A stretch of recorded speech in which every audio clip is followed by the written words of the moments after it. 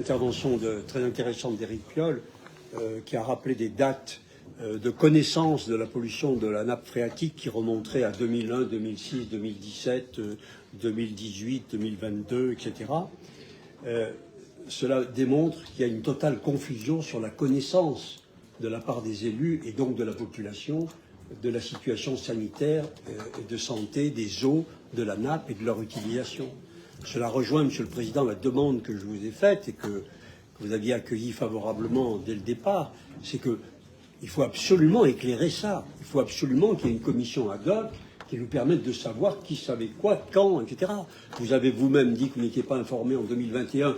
Le conseil municipal de Grenoble n'était pas informé. Nous apprenons, nous, conseillers municipaux de Grenoble, aujourd'hui, l'avis de l'ARS. Il n'a jamais été donné au conseil municipal de la ville. Jamais. Donc vous imaginez, Monsieur le Président, la situation de l'information sur ces sujets de santé publique et de pollution dans laquelle nous sommes. C'est une confusion totale et complète. Si les élus étaient informés si tôt, pourquoi des plaintes sont-elles déposées en 2022, 2023 ? Ça n'a aucune. Comment on signale au procureur en 2022 si on sait depuis 2001 ? Il faut absolument que sur ces sujets-là, nous y voyions clair. Il faut que les responsabilités soient connues. Pourquoi ? Parce qu'on nous indique que pour l'instant, il n'y a eu aucun accident de santé, par exemple, pour les enfants qui se baignent dans le bassin de Villeneuve. Aucun accident de santé n'a été signalé par les médecins et par le secteur médical du quartier. Peut-être, mais enfin, ça nécessite d'aller vraiment plus loin pour savoir quelles sont les conséquences de cette situation sanitaire de la nappe phréatique.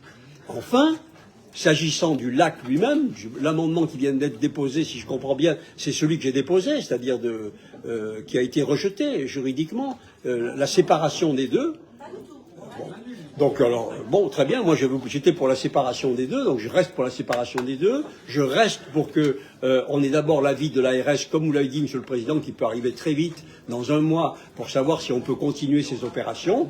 Et sur le fond, je répète, les habitants de Villeneuve ne souhaitent pas qu'on transforme le bassin, ils souhaitent qu'on le répare, qu'on le fasse neuf, qu'on le rénove, évidemment, qu'il dispose d'une eau propre et baignable, accessible, mais ils ne souhaitent pas avoir un lieu fermé, inutilisable, le soir, contrôlé, avec lequel il faut discuter pour les entrées, on ne sait pas quand on peut venir, qui peut venir, etc. Ils ne souhaitent pas cela.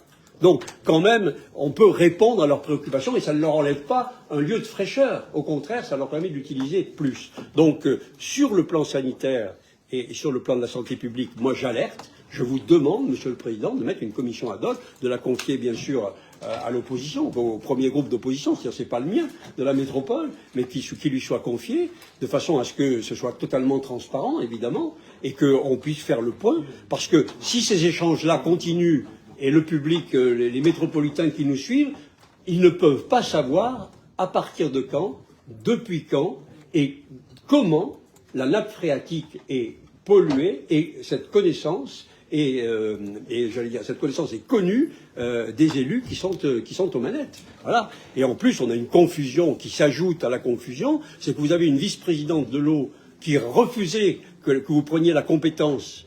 Comme vous avez changé les statuts pour prendre la compétence de l'eau, on va avoir une compétence élargie. Vous avez donc une vice-présidence de l'eau qui n'est pas d'accord avec la politique de l'eau suivie par le président et par la majorité des conseillers métropolitains qui l'ont décidé. Ça fait quand même des confusions qui s'ajoutent aux confusions et qui fait que dans le public, il est impossible de comprendre quelle est la réalité de la situation sanitaire et de santé de la nappe phréatique et de savoir quand les élus en étaient informés. La parole est à Éric Piolle.